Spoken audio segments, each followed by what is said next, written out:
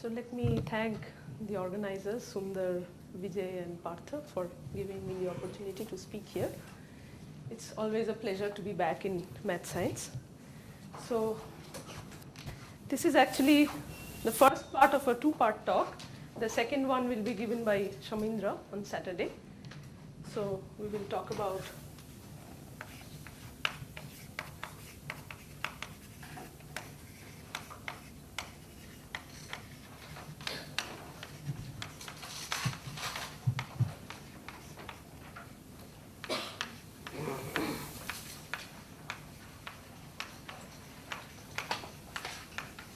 So far you have learned what planar algebras are.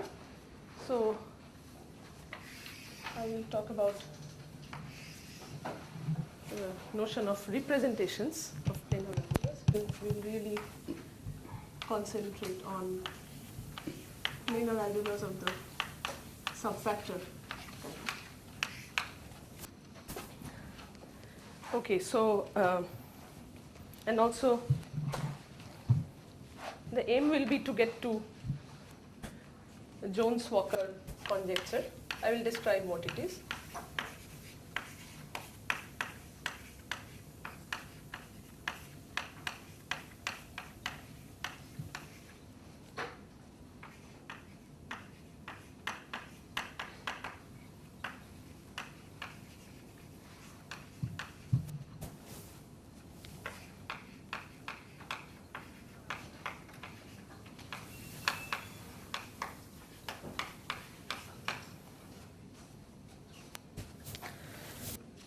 Okay, so what I hope to be able to do today is to set the stage for to do the groundwork for Shamindra's talk on Saturday. So I will give a brief history first.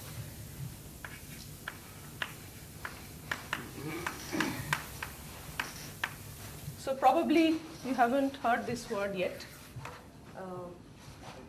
I will not get into this. What is a subfactor, but you surely have heard Vijay talk about subfactor planar algebras. So from subfactors you get planar algebras.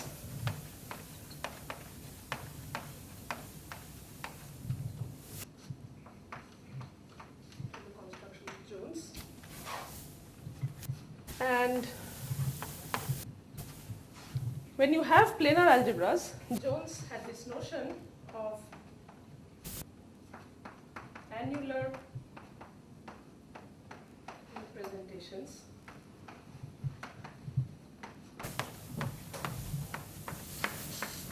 planar algebras.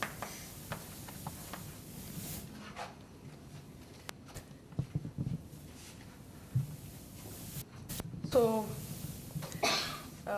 in Shamindra's thesis, what he did was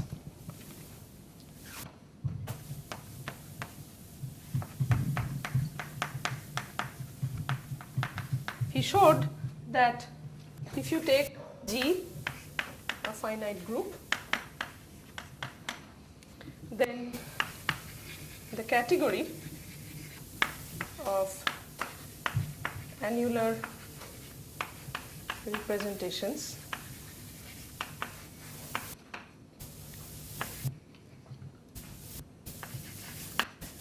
of the planar algebra coming from this group, okay,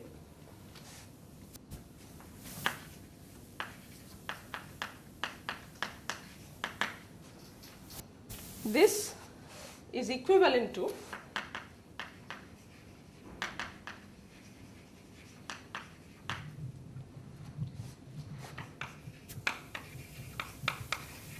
the representation category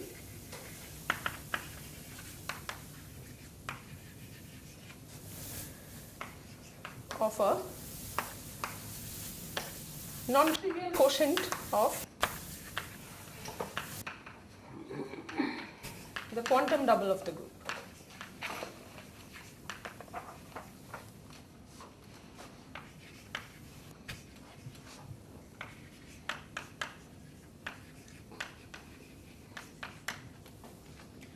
And this quotient, the appearance of the quotient was due to the fact that in the category of annular representation, you allow something called rotations. Okay, so rotation isotopy is allowed in the category of annular representations. But if you choose, instead of annular representations, if you choose something called affine representations, then he showed that the category of affine representations of a group planar algebra corresponding to the group G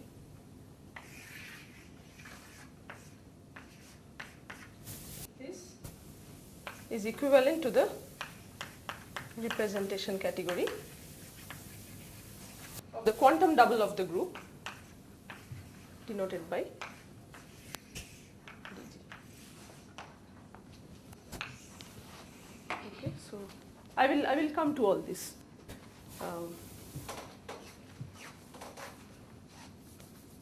These are as monoid Huh? equivalences are as monoid. This is not monoid. There is no tensor structure on this side. Oh, tensor categories you mean. Oh, yeah. Okay, so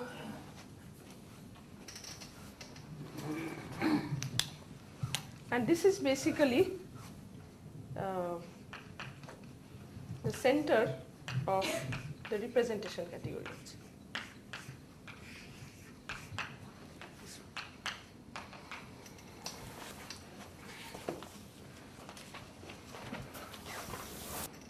Okay, so what is the Jones-Walker conjecture?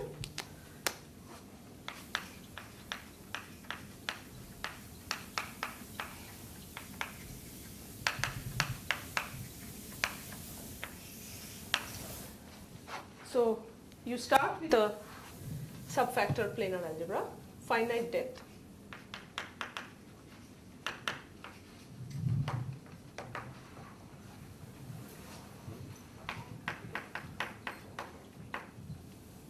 P.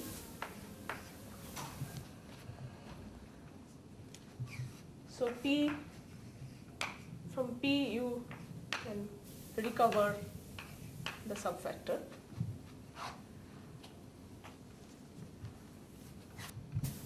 And so P is the planar algebra of this subfactor, any name. And from this subfactor you can consider the category of NN bimodules.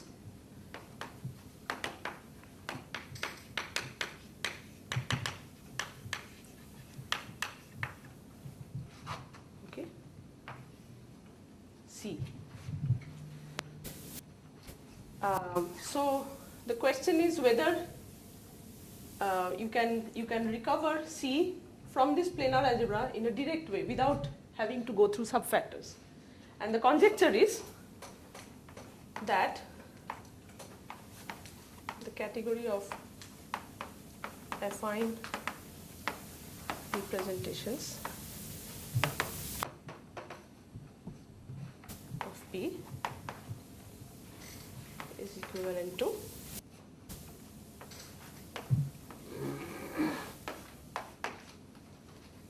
the center of this category of NN bimodules.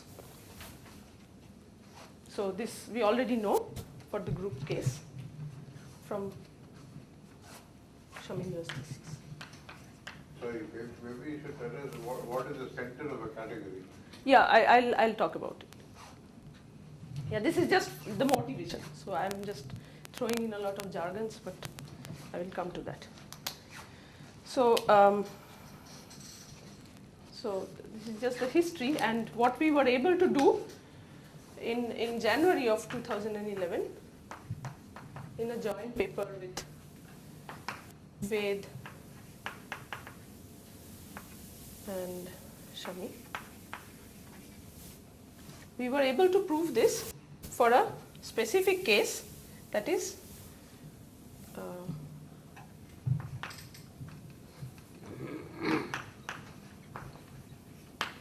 I'll just refer to this conjecture as JW conjecture, proved for a special case, that is T is irreducible depth 2. And later we could improve, we could drop this irreducibility criterion. But finally, in May of 2011, we proved this for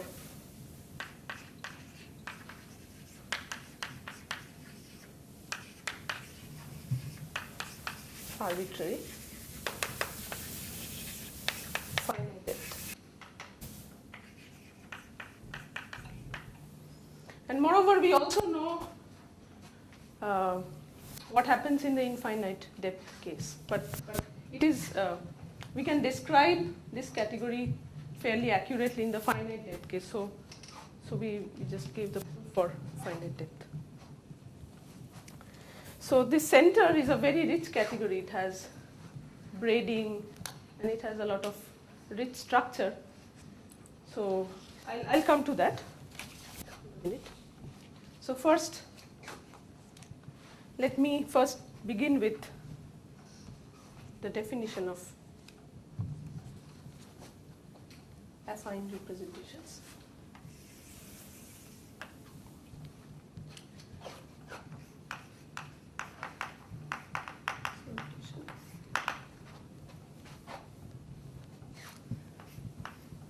P will stand for planar algebra.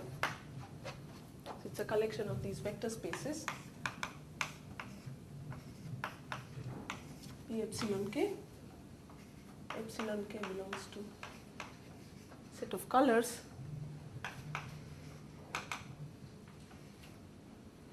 Set of epsilon k. Epsilon is a sign, so it belongs to plus or minus, and k is a non-negative integer. So n0 is n union 0, non-negative integers. And T, a tangle, is thought of as a map from the input spaces indexed by the colors of the internal disks and the output space is the color of the external disk. And this T gives rise to a multilinear map, T sub T, which goes from the Cartesian product of the vector space corresponding to the input disks to the vector space corresponding to the color of the external disk. Or if T has no internal disks, T is thought of as a map from empty set to epsilon k. In that case, PT is just an element of this vector space for epsilon 0 case.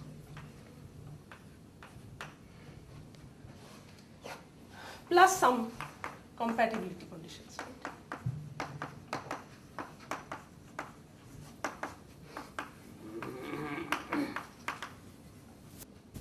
That is, if you have two tangles which can be composed, then the associated multilinear maps are also composition of the multilinear maps corresponding to the individual tangles. And the identity tangle acts as the identity map. So all these compatibility conditions, I'm not getting into, because Vijay has already talked about this in his series of lectures. So I'll just go to the definition of affine tangular picture. So what is an epsilon k eta L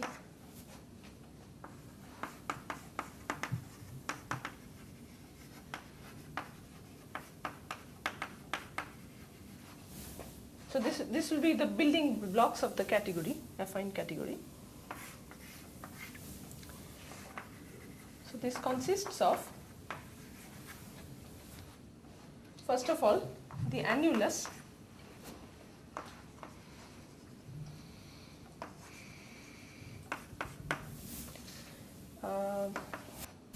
So for convenience, let us write it in this way. D is the unit disk in R2, closed unit disk.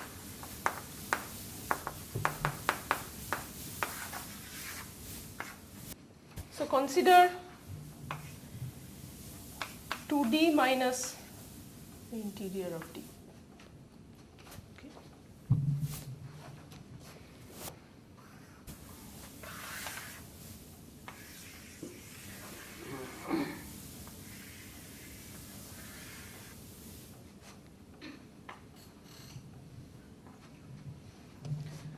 Okay, then you have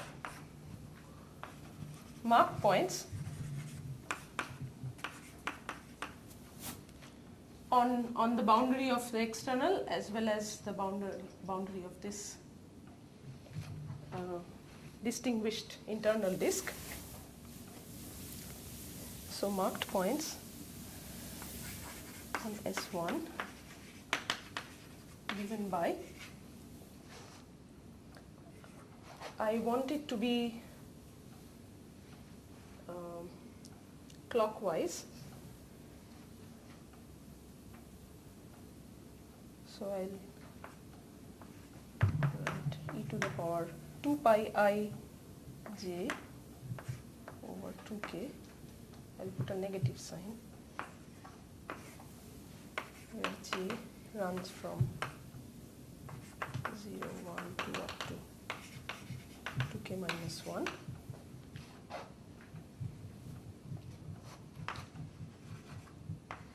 And on 2 times the unit circle given by 2 e to the power minus 2 pi I j over 2l, L ranging from, j ranging from 0 up to 2l minus 1.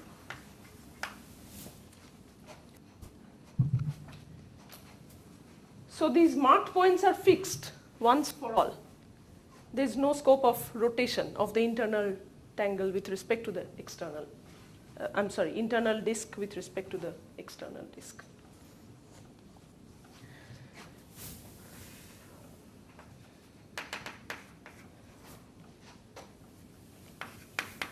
Strings joining the marked points, or there may be isolated loops inside this region.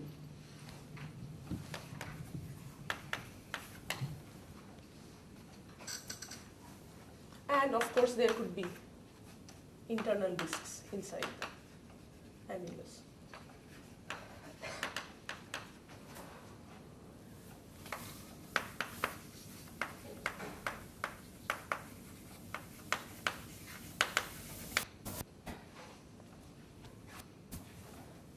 And of course, the color of this you can understand from this, color of the external disk is,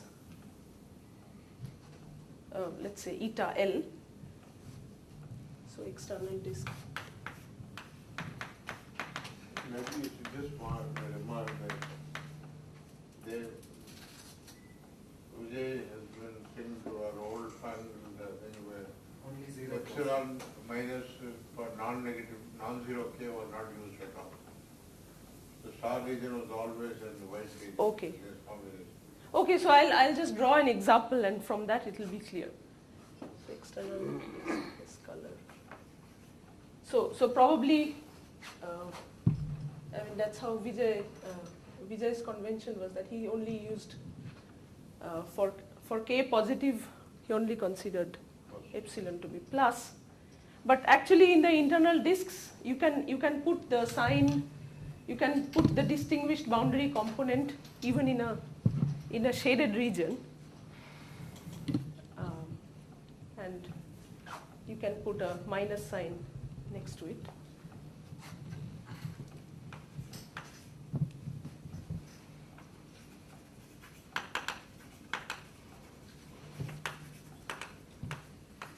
As color epsilon.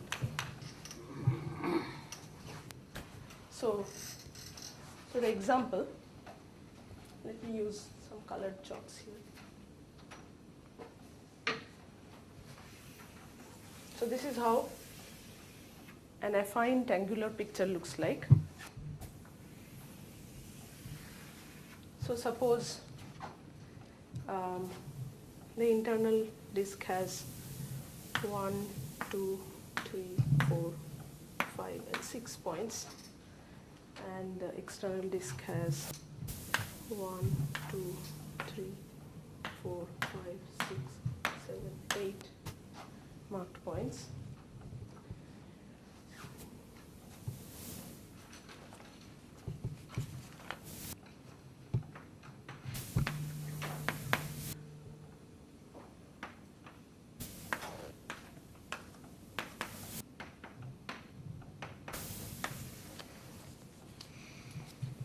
And then you have these strings.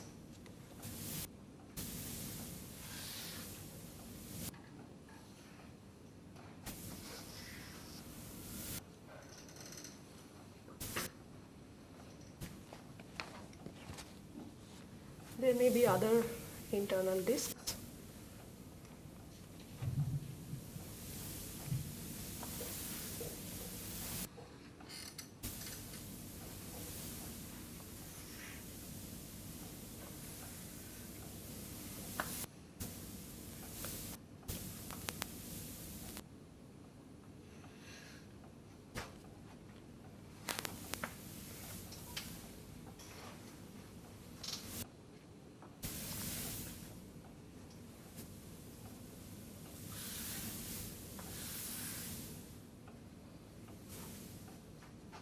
Something like this, where the shadings are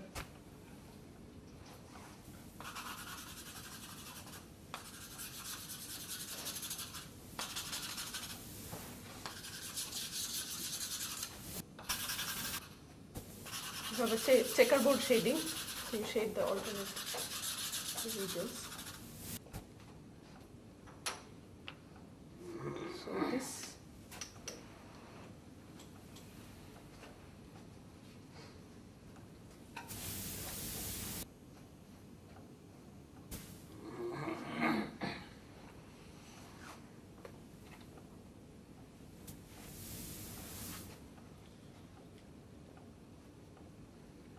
has color, the internal disk has color -3, and the external disk has color +4, right?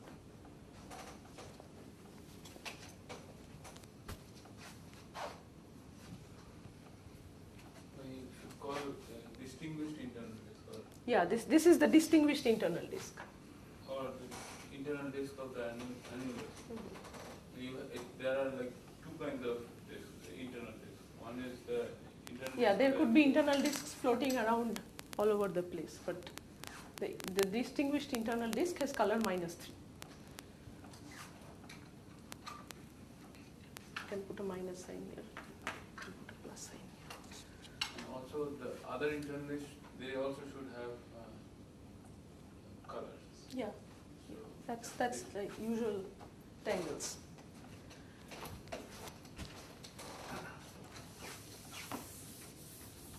So you have specified the plus or minus for the, you should for those just two use disks. for the other two internal disks, you should just Okay, choose okay. one. Yeah, The star is for the,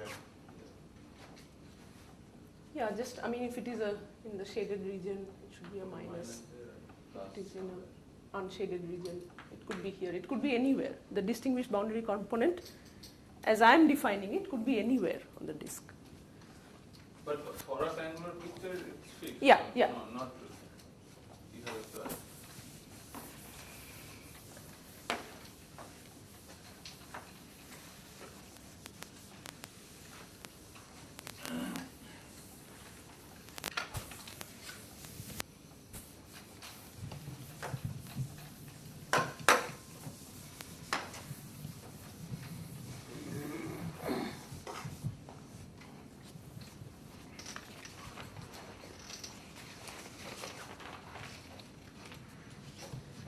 So an affine isotopy is isotopy of this annulus which preserves the boundary of the distinguished internal disk as well as that of the external disk. So other moves are allowed. Like in planar isotopy, you can stretch or pull strings, you can shrink or expand or contract these disks. You can move them around in a planar way. That is allowed. However, this distinguished internal disk and the external disk cannot be rotated, okay, with respect to each other.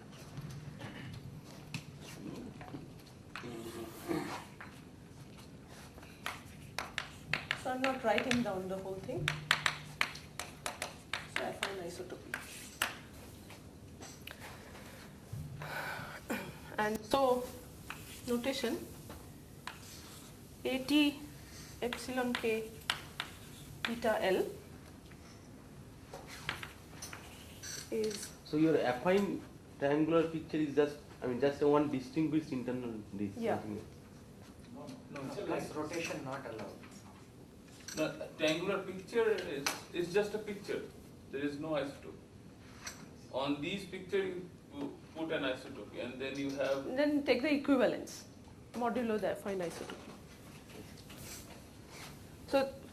So this is just the set of epsilon k eta L affine tangles, by which I mean epsilon k eta L affine triangular picture modulo affine isotopy. So I denote it by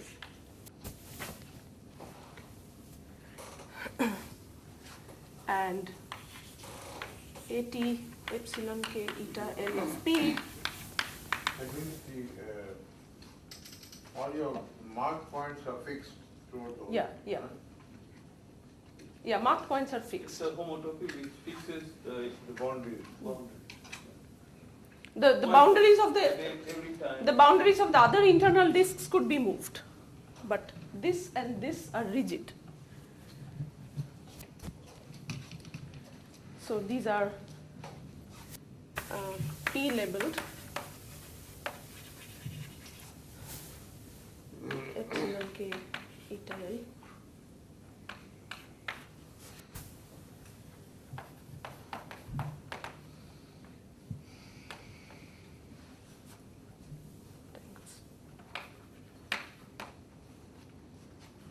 So, like in usual planar tangles, you can compose two affine tangles.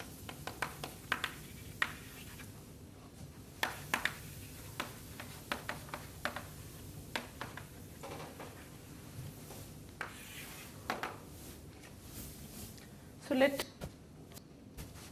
B and C be two affine tangles, the appropriate colors so that it can be composed.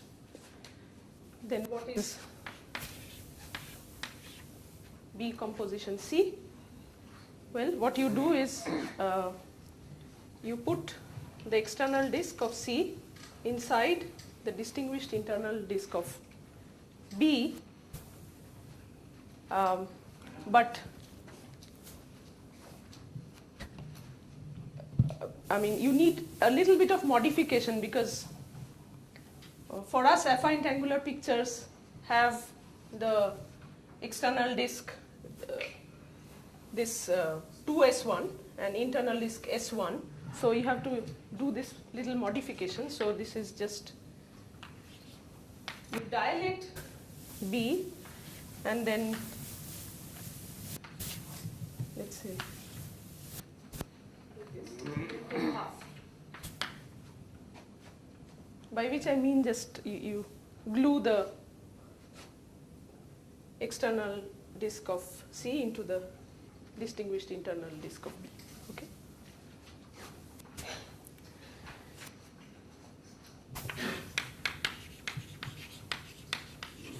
So what is the standard form of an affine picture.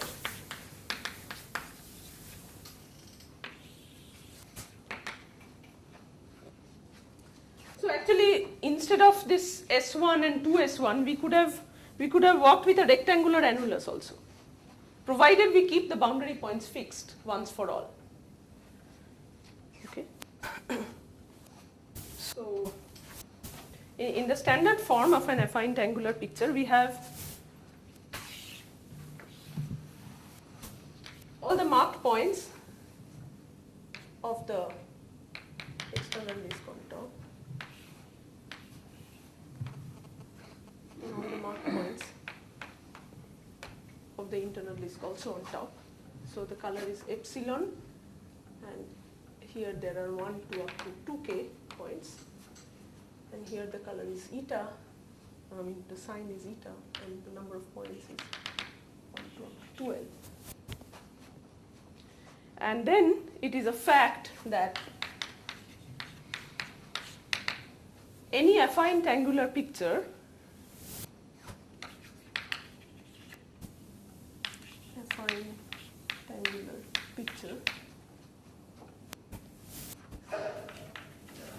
can be brought to the form. So you collect all the non-triviality and you put it here.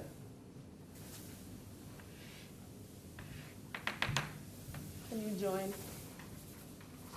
Use the other chalk. Join all the strands from the internal disk.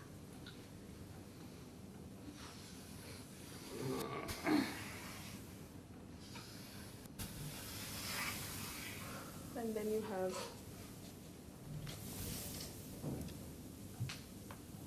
m parallel strands here,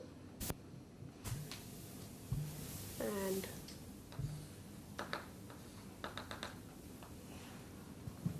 12 strands there. Okay, so note that m could be even or odd. So if it is even, then epsilon is same as eta, and if it is odd, then epsilon is minus eta.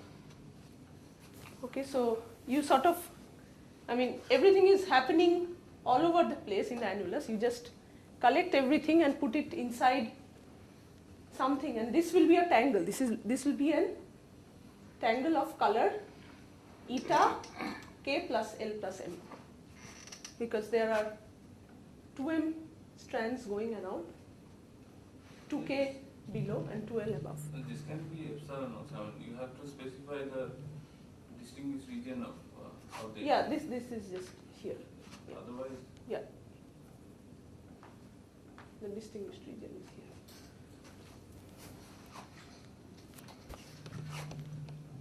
So this unlabeled annular tangle, unlabeled affine tangle, we will find it convenient to denote by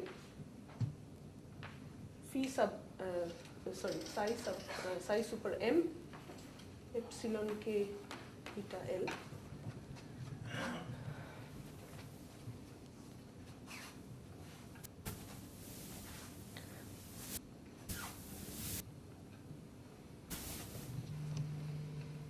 And if you put T here, then it will be psi m epsilon k eta L of T, where T belongs to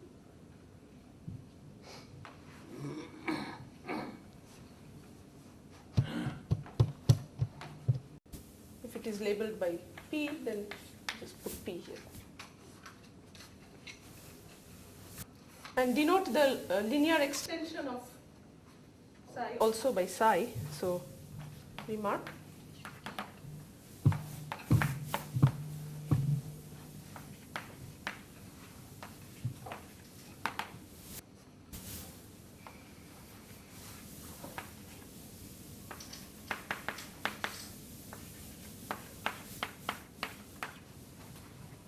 So this is the vector space with these tangles, P-labeled usual planar tangles as basis. So the map can be extended from here to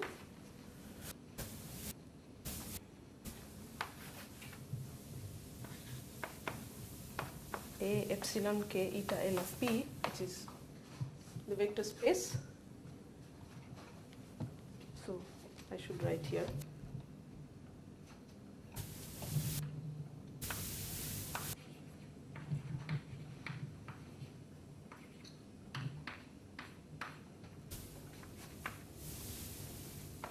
Vector space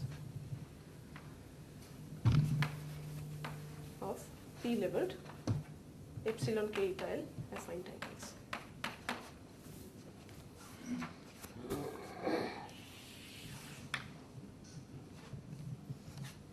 So here if you have linear combination of tangles, then of course that goes to same linear combination of the corresponding affine tangles.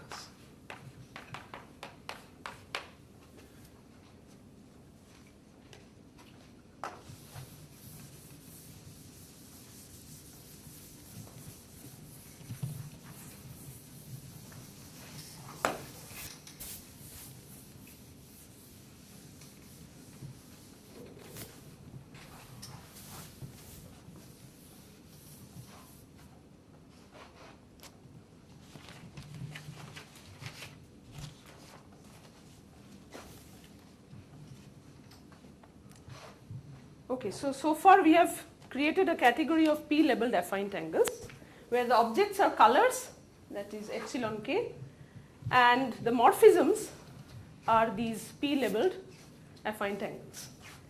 However, I mean, these morphism spaces, they use P as labels, but they don't use the action of P. Okay, they don't use the action of P yet. So to fix that problem, we will define another category, affine category.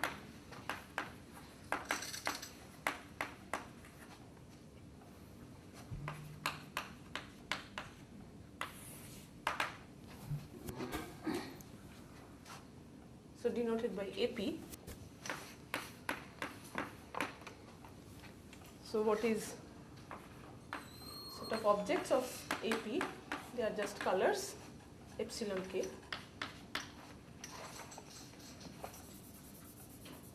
Colors.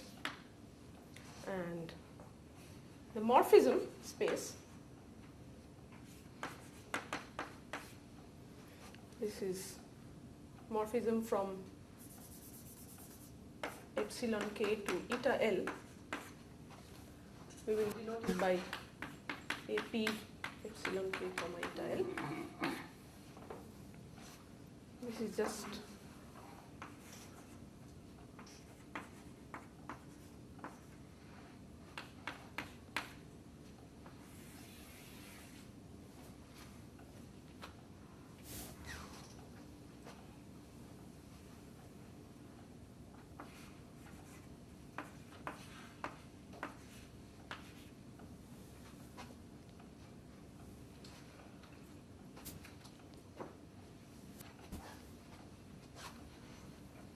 so this W epsilon k eta L is nothing but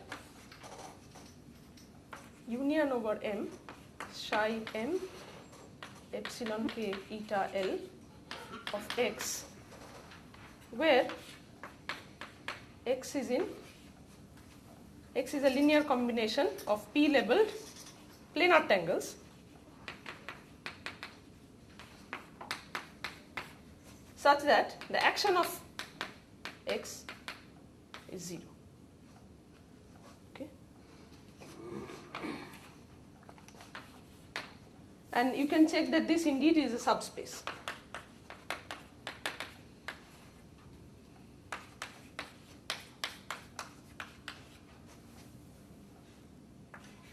Of above.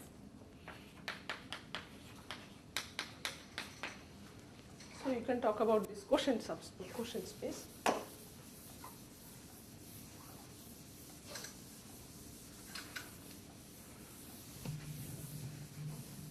And that is precisely the morphism space from epsilon k to eta L.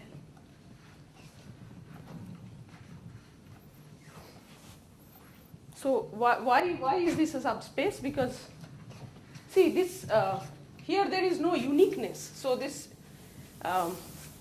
any affine angular picture can be written in the form psi m epsilon k eta L of t. So this m and t can vary. Right?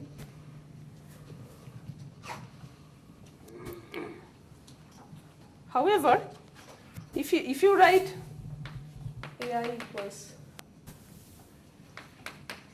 psi mi epsilon k eta L ti,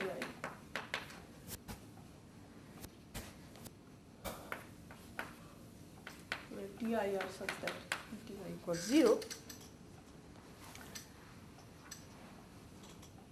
So you need to show that AIs are in W epsilon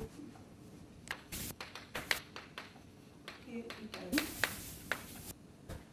So why is this also in W epsilon k eta L? So you just assume that one is less than the other, m1 is less than or equal to m2, just assume. And note that they have the same parity. They must have the same parity because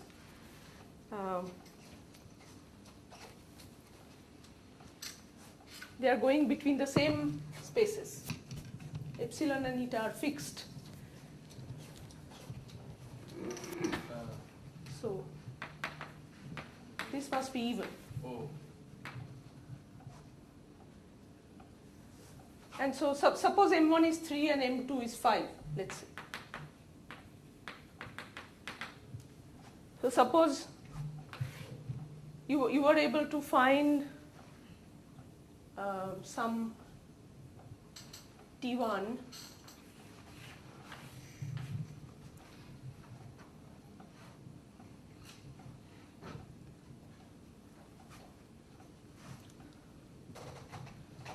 So what I'm trying to say here is,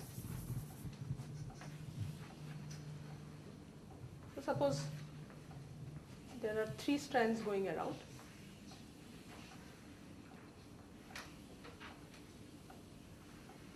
In one of the pictures and 5 strands going around in the other picture. So how can I, so the thing is,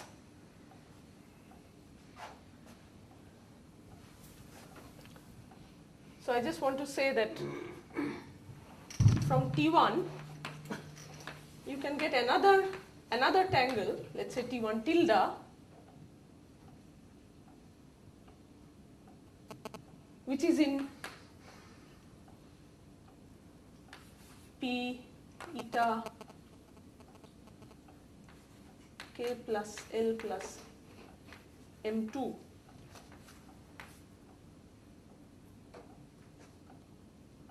Such that A1 is psi M2 epsilon k eta L of T tilde, T1 tilde.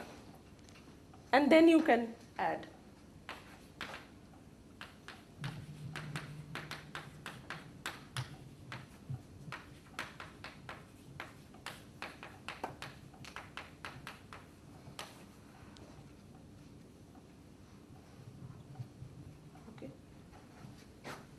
Sorry, this probably was not so. You should tell them how you increase. Yeah.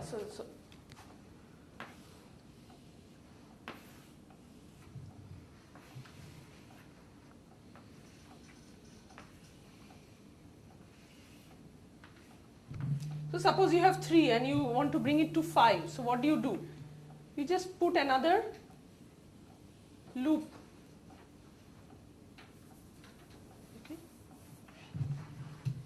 Contractible loop like that. That changes nothing, and you throw in a factor of delta or delta inverse.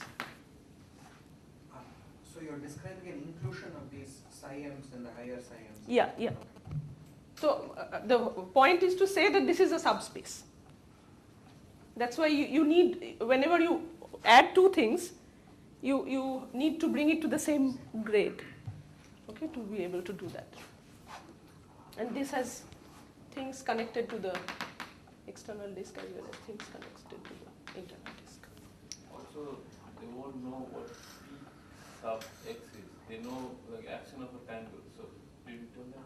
Ah, okay. If So you have a linear combination of triangle, then basically P of that linear combination is take linear combination of that. yeah, so if T is a triangle and T induces this map P sub T, a linear combination of triangles induces this map.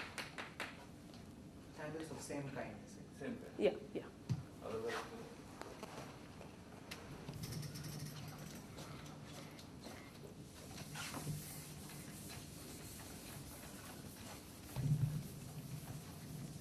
Maybe I should speed up a little.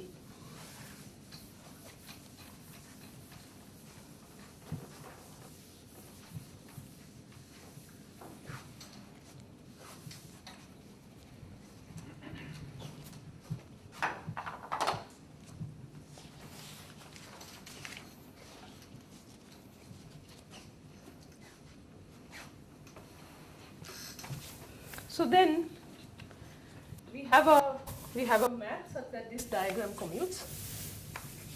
So here you have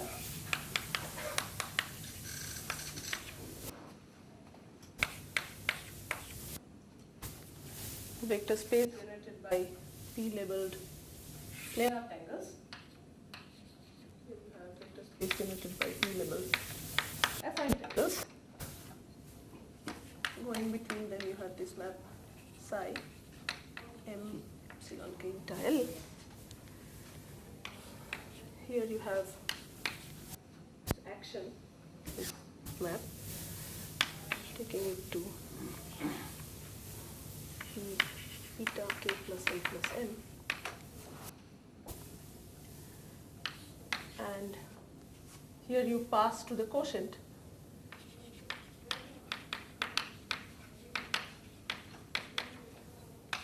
to what we denoted by AP epsilon k eta L. And so the thing is that you have a map from here to here, which we will continue to denote by psi, but this time by small psi only, which makes this diagram commute. So the only thing is to check that if you have two representations, like if you have on one hand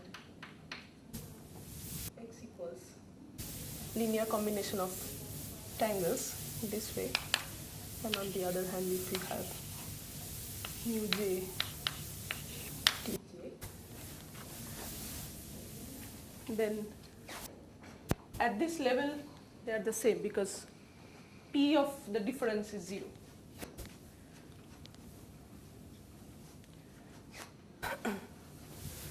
So for every A and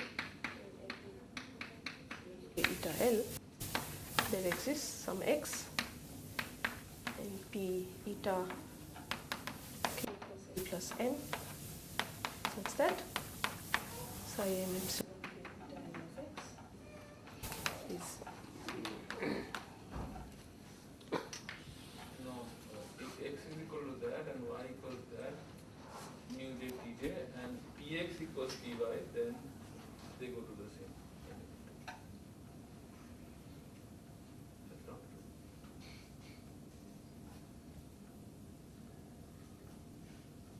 no.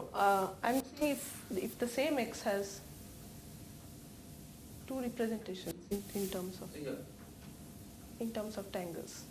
Yeah, that will anyways go because psi is a well-defined map. That Yeah. will anyway go. The whole point is Oh, to check. check Yeah. y is when px equals py, then or px equals 0, then it goes to 0. Yeah. That was it.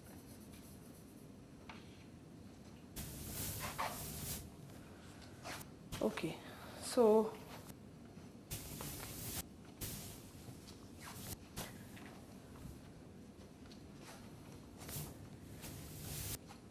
we have defined this affine category, but so far we haven't defined the star structure.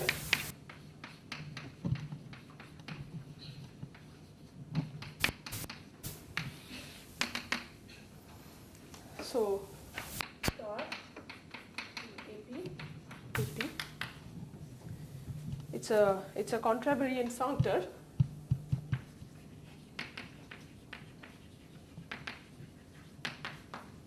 Sending every object to itself.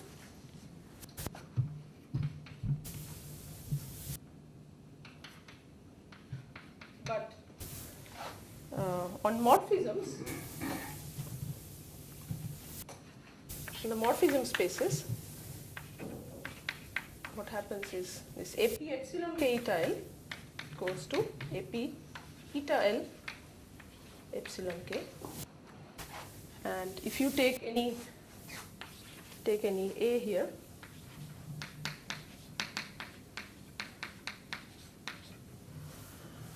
so A can be written as equivalence class of B, where B belongs to A epsilon k eta L of P.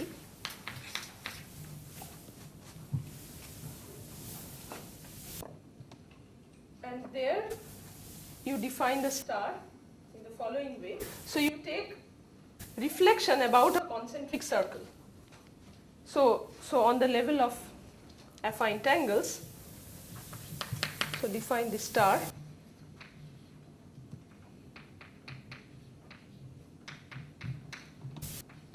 at the level of affine tangles by making a tangle inside out.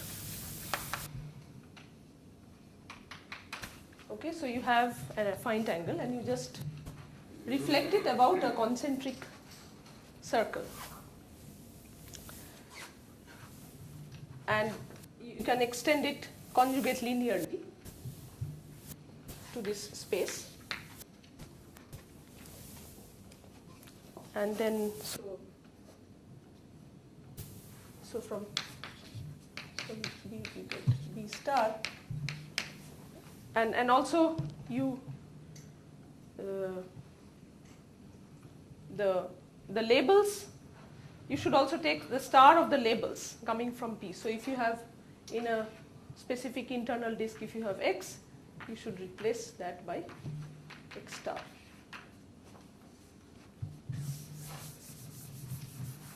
So B star belongs to A eta L comma epsilon k of P. And so A star is just, that is how you define star in AP. And there also you need to check the well-definedness, but I'm leaving all those things.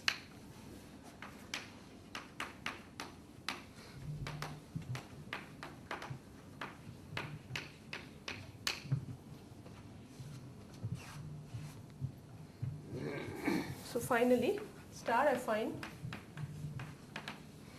P module. So definition. So star affine P module is basically a functor V from this category AP to the category of inner product spaces.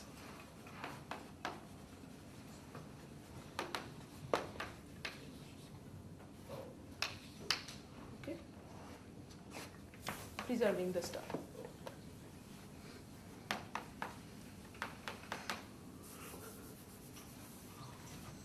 That is V epsilon case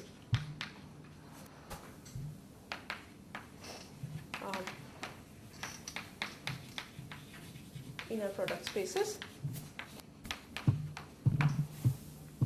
such that for all A in AP epsilon k eta L, there exists V sub A going from V epsilon k to V eta L such that the composition goes to composition.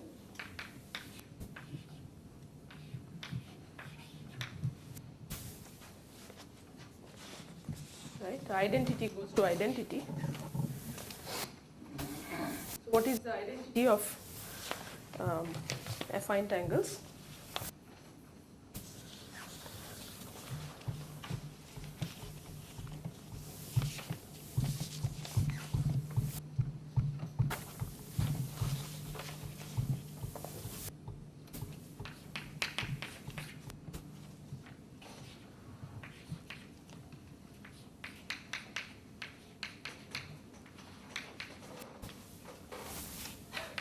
This just acts as the identity. And moreover,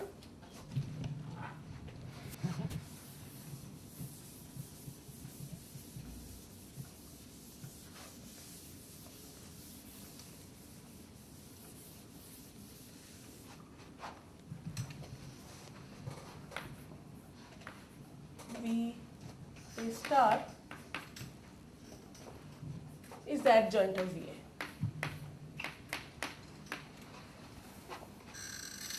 That is, for xi in V eta L say, and zeta in V epsilon K say, inner product xi V A zeta, this inner product is in the space V eta L. This is same as, So you would want finite dimensionality, not really. the adjoint.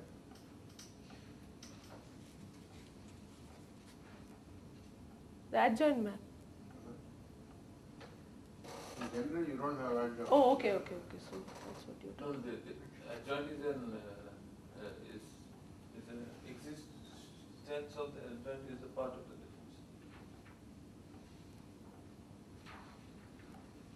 That means these operators, VAs, are all densely defined and they have adjoint.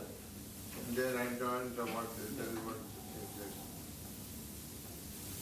That means that everything is closed.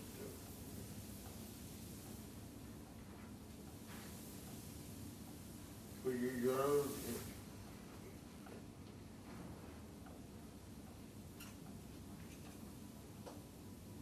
In any example, is it Reverse. infinite dimensional?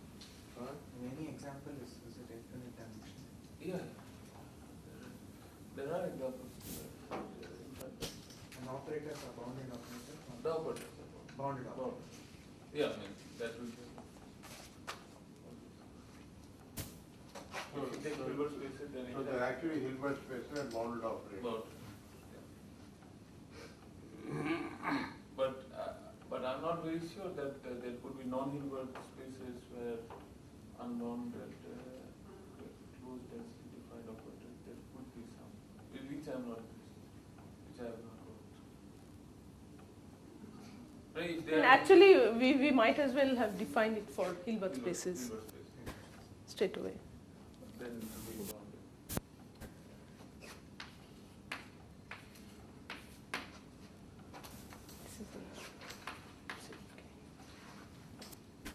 So, in fact, that's the very next definition I'm going to make. Say that V is a Hilbert affine P module or Hilbert AP module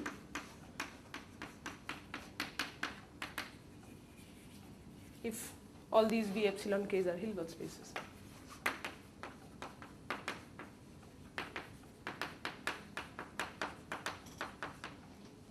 And bounded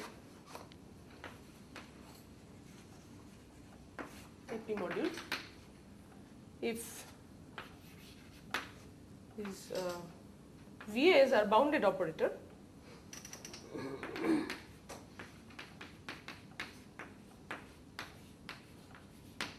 and in fact you note that Hilbert AP module is automatically bounded because if you because of this is a very strong condition. So because of this the graph of this operator will be closed. Do you impose any conditions on V plus K and V minus K? Those Hilbert space, one can be three-dimensional and one can be No. three-dimensional? They are isomorphic. Huh? V plus K and V minus K. For K positive, they are isomorphic. Only for 0.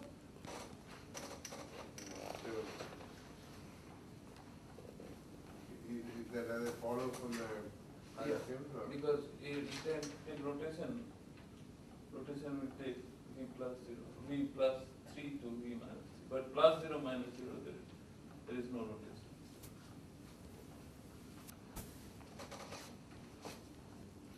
Actually, it's a unitary. So note that Hilbert implies bounded by closed graph theorem.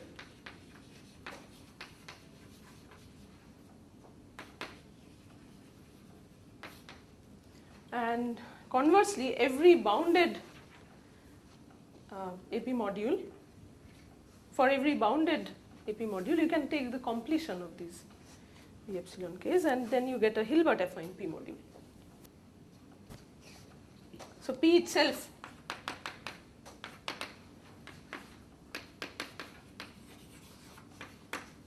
is a Hilbert AP module, where what is the inner product? Inner product is given by the picture trace.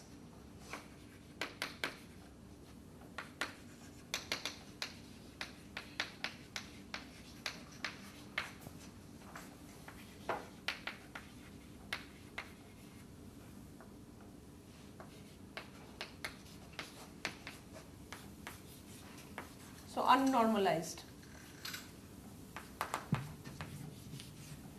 picture trace.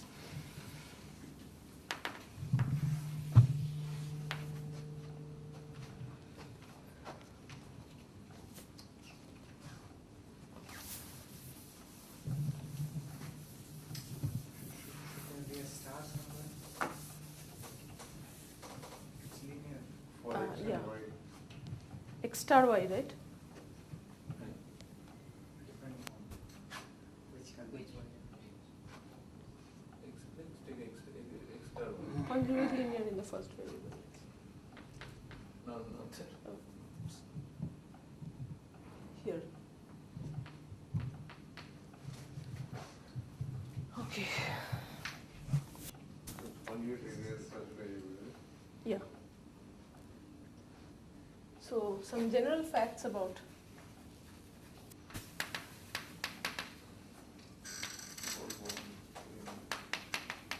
Hilbert AP modules. So the first observation is that the dimensions keep on increasing as the k increases. So the dimension of V epsilon k is less than or equal to dimension V epsilon k plus 1, and that is easily seen by considering this tangle.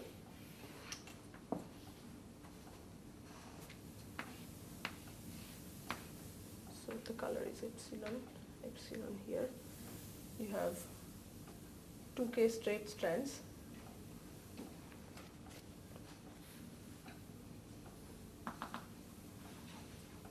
And then you have one cap.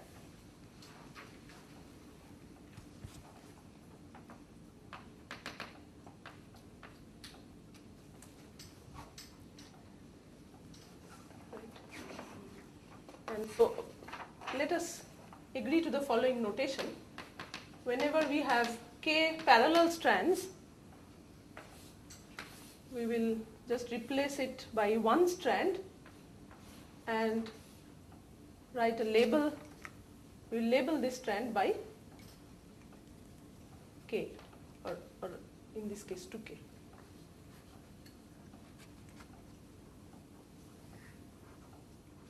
If some strand is unlabeled, it will just be 1.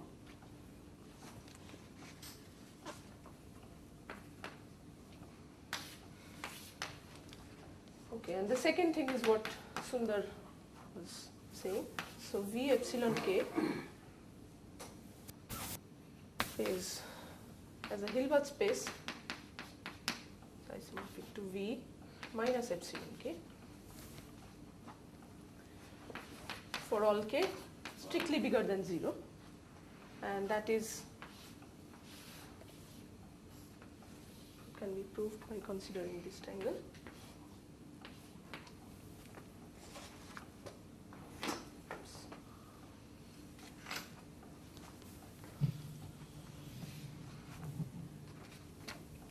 So 2k minus 1 strand here and just 1 here.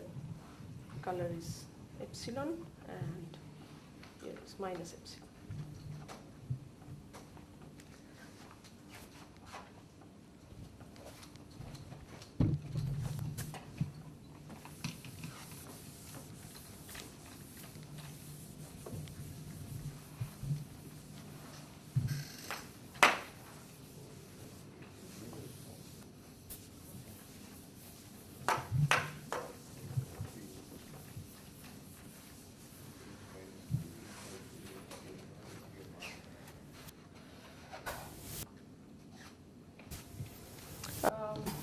So by the above remark,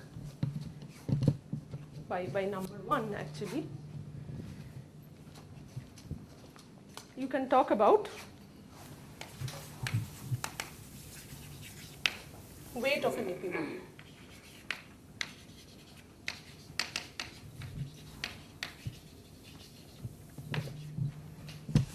It is in fact defined to be the lowest k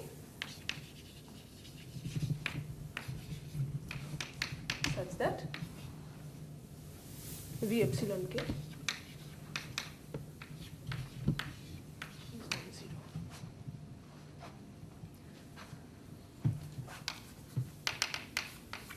And this will be denoted by weight of k.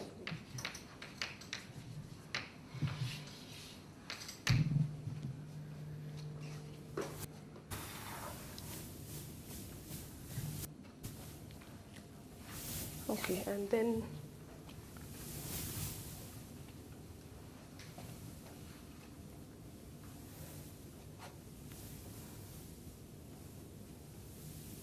so you can talk about direct of two AP modules.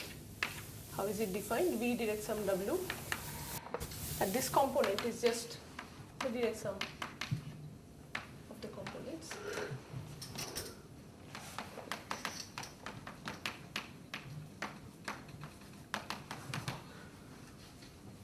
Direct sum of AP modules. You can talk about submodules.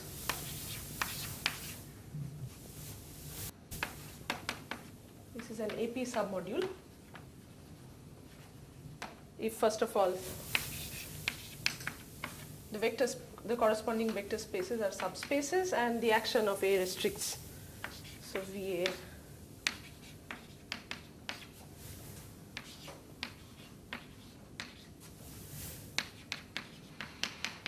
for all A in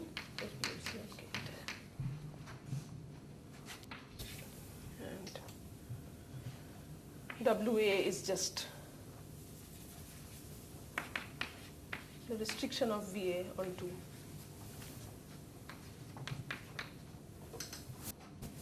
these subspaces. So you can talk about weight, you can talk about direct sum, you can talk about submodules.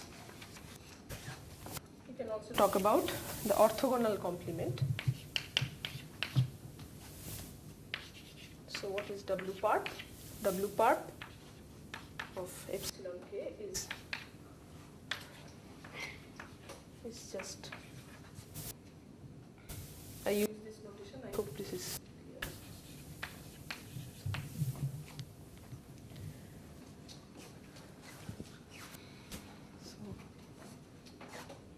So VA, V epsilon k to V eta L for A in AP epsilon k eta L, and VA takes the part of W epsilon k into the part of W eta L.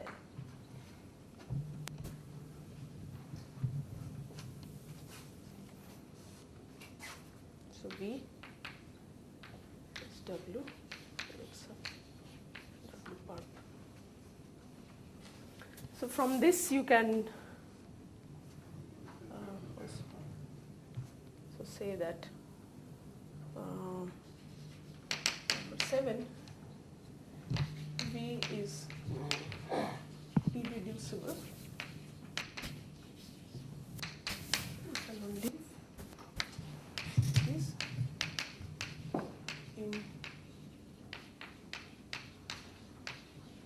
decomposable. This forward direction is always true, and for the reverse direction you just prove the contrapositive. If it is reducible, that is it has a submodule, then you can take the orthogonal submodule and then it turns out to be decomposable. So this is again clear. There is this notion of the AP submodule generated by a subset. So suppose S is a subset which can be written like this, epsilon k, disjoint union of S epsilon k, where S epsilon k is a subset of V epsilon k, just a subset. Then one can consider the smallest submodule generated by S to be denoted by this symbol. So at the component eta L is just a span of the union over epsilon k, AP epsilon k eta L of S epsilon k.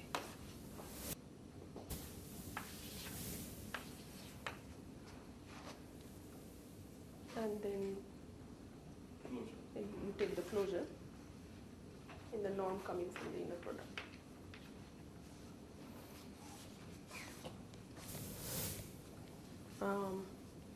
So another observation. Let me put that phone maybe.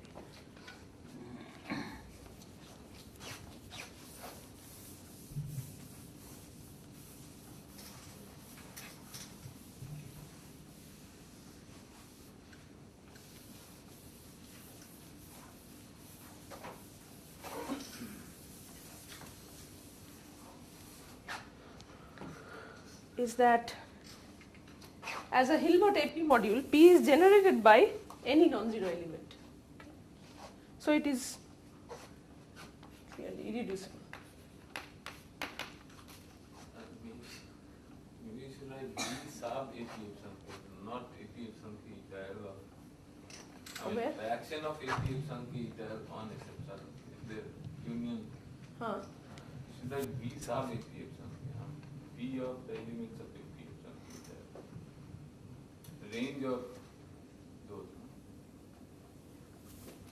I don't get you. See, I mean, AP epsilon k eta L of S epsilon k makes no sense, no? Because it's an element of affine, it's an affine morphism. That, the action of that, so V action of AP epsilon k. So V. It takes an M xi rather than saying set of all x xi x in Yeah. A. Okay. And Yeah. that sense is using. So P itself is irreducible.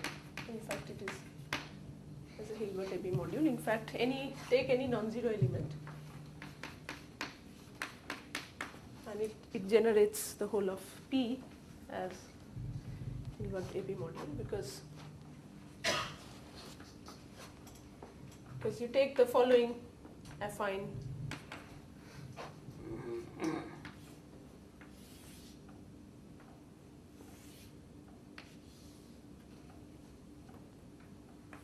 So you take X star here,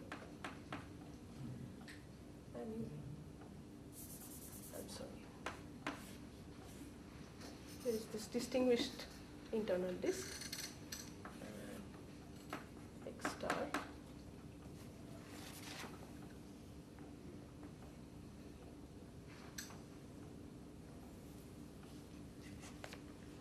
So K here, K here.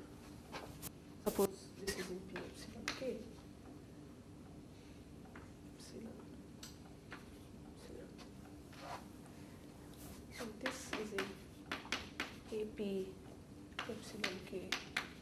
0.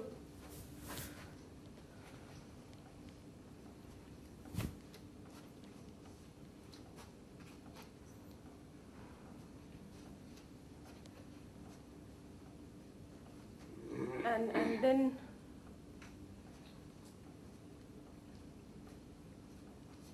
you can basically, I mean, if you plug in x here, then you just get trace of x star x, which is Yes, non-zero. the distinguished region of X star. No, epsilon, O plus, epsilon. Yeah. So it's just trace of x star, which is non-zero. So you can produce any non-zero element of any non-zero complex number in this way. So 1 of p epsilon 0 is in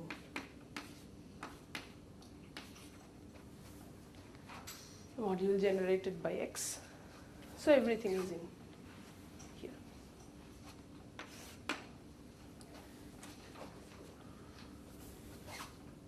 Um, 8.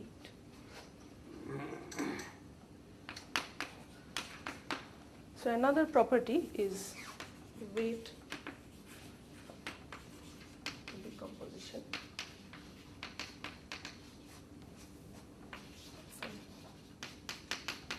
Module.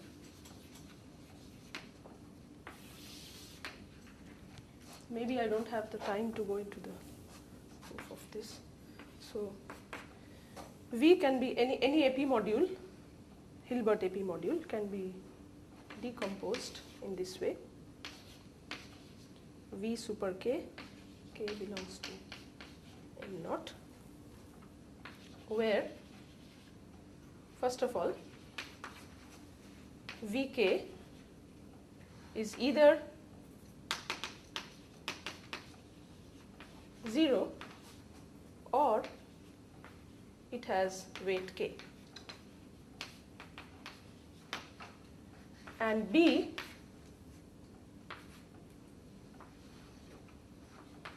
if you take Vk sub plus k and you take the module generated by that, you get back Vk.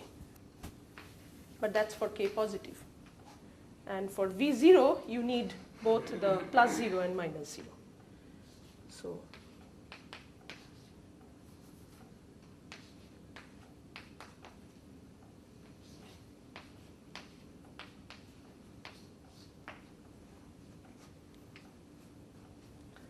okay, so I'm just saying that such a decomposition is possible.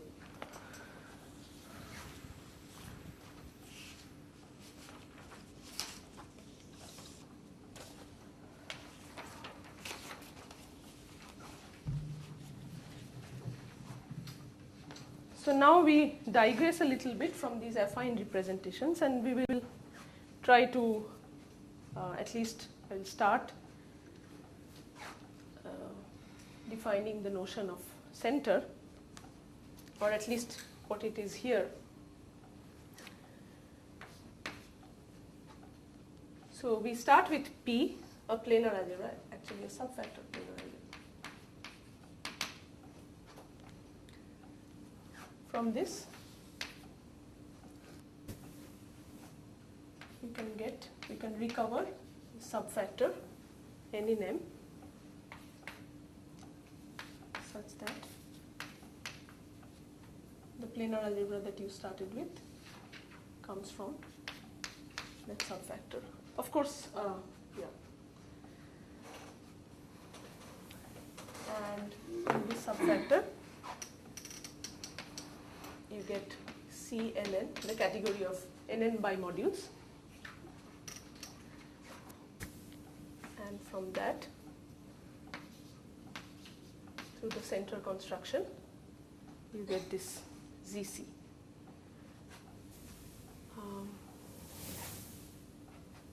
So we want to give a direct description, actually from P to this category So this description will be fairly algebraic, and that's what we will talk about.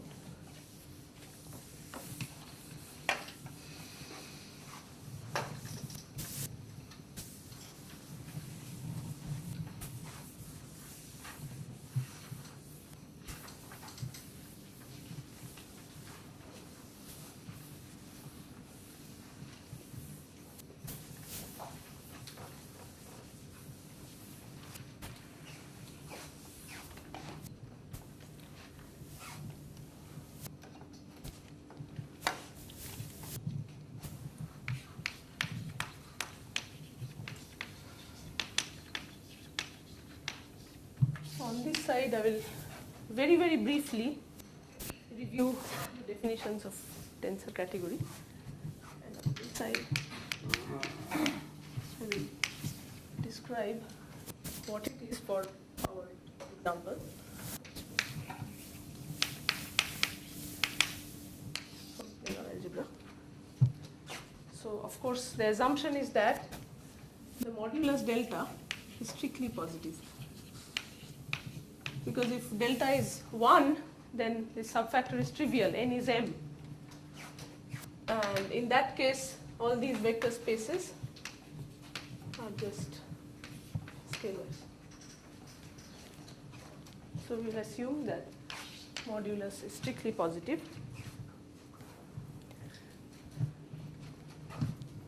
So tensor category C, we have objects. So what are objects here? Objects of C are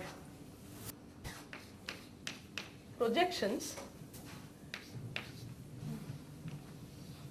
denoted by PR of P plus 2L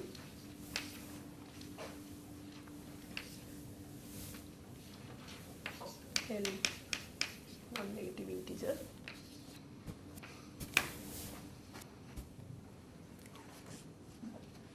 and is this morphism space from A to B.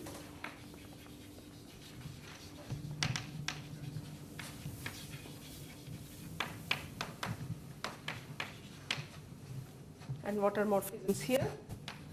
What is C, P, comma, Q? This will be given in terms of pictures.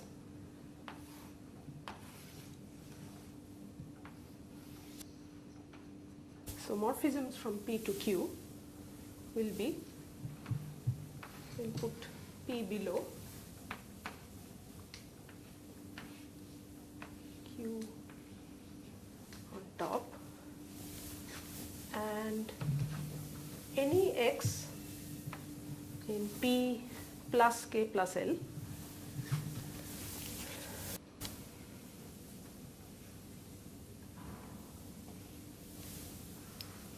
I'll label the strands. So P goes from 2K to 2K, X goes from 2K to 2L, and Q goes from 2L to 2L. And we have pluses here, plus here.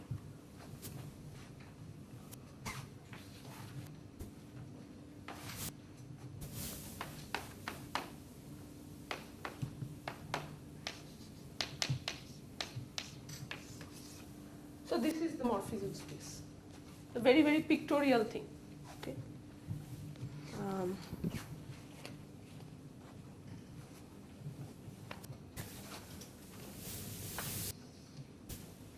So if you take F in P plus K plus L, G in P plus L plus M, and if you agree to use this notation F dot over 2L G to denote the action corresponding to the following angle, put F on top, G at the bottom, and join the strands. However, the labels are 2K, 2L, 2M.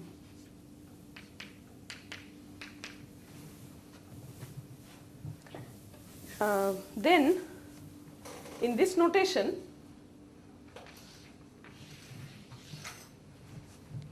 this morphism space becomes nothing but all those x in P plus K plus L such that x equals x circle P equals Q circle X.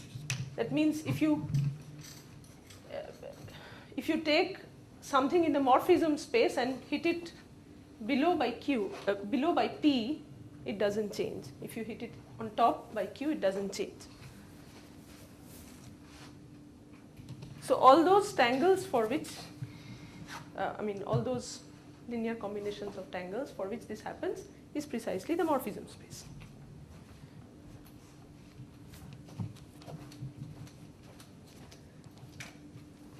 Okay, probably I will take 5 more minutes. Okay.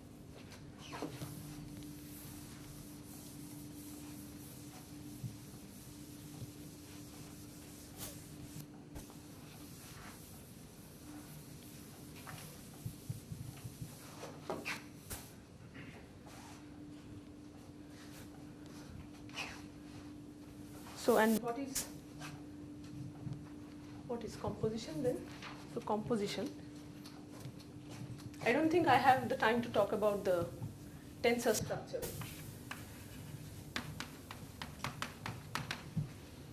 So basically C PC cross C AB to C AC. We take F here, G here, that goes to F circle G. So what is the composition of this in this category?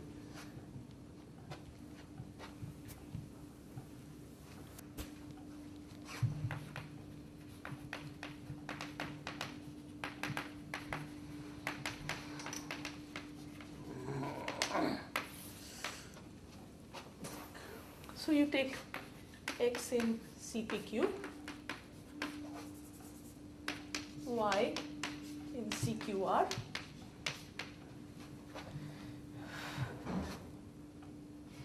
where P is in projection P plus 2K, and Q projection in P plus 2L, and R P plus 2M.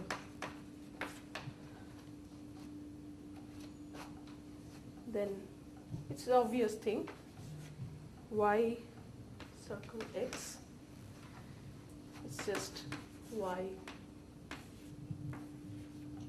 12X.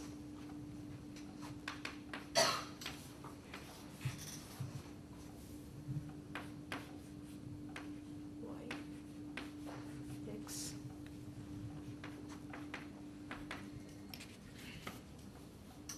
And the strings are labeled by 2M, 2L, and 2K.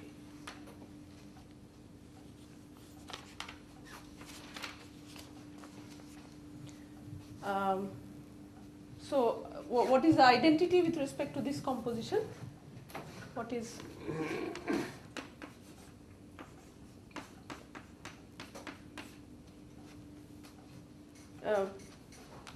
note the definition of this morphism space. So it's clear from this that identity should be P itself.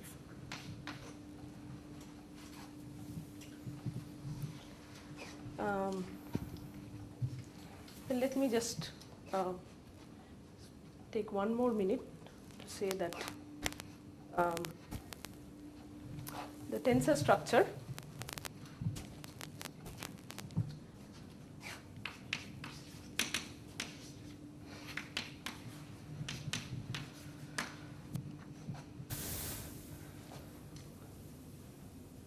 So, what is it here? You take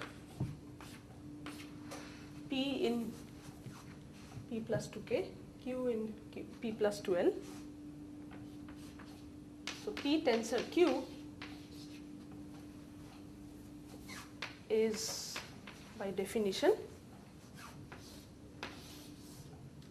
putting P and Q side by side.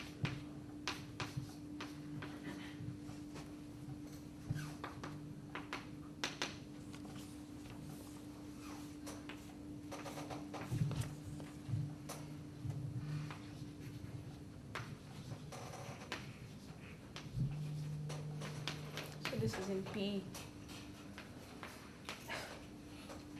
plus 2 K plus L. And this is also sum of C.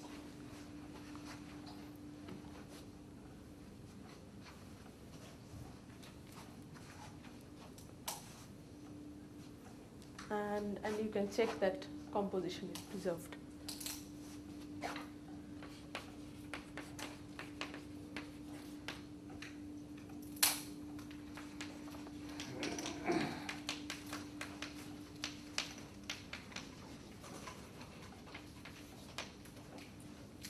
Associativity is kind of trivial in this category.